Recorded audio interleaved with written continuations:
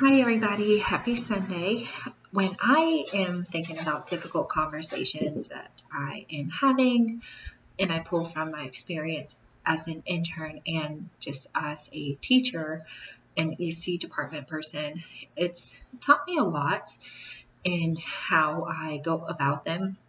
I think the number one thing when having a difficult conversation is I always have to remember I have to stay calm and I have to kind of keep that level-headed mindset that I am essentially the one in charge here. You feed off the energy in the room, and if I kind of stay calm and neutral and relaxed, then that will kind of help the situation in the longer run of things. I also think body language, not sitting like this, kind of being that open, fluid moment.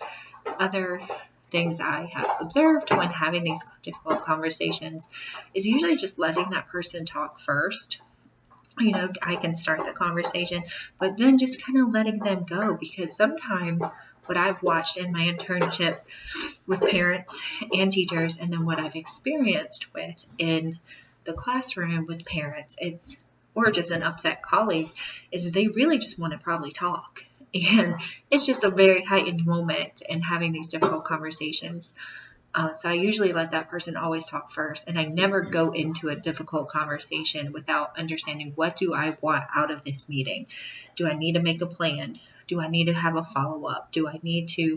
Where do we need to collaborate to kind of work together?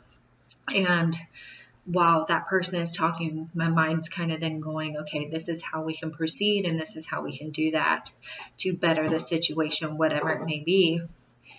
And I think this really connects with Standard 3 of the cultural leadership because you want to create such an environment for families, for teachers and students to kind of come in and it be a very warm place. It's a place of learning and love and growth. So that's kind of how I perceive that standard for having difficult conversations.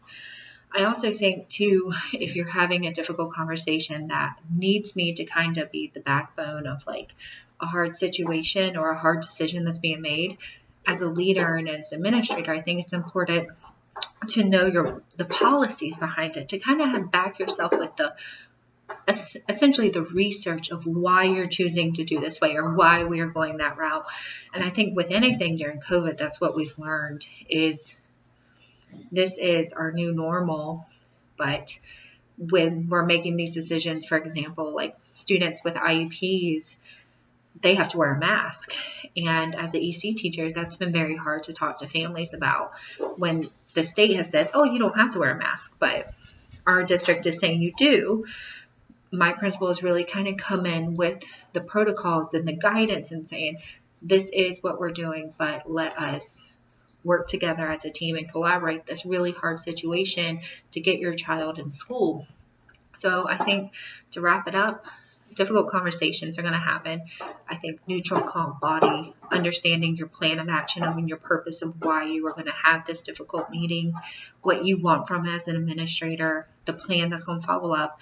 And then again, just if you need to back yourself up with research or policies, then you need to provide that information. And sometimes some difficult conversations, they're not personal. They're just coming to you because you're the one in charge. Thank you.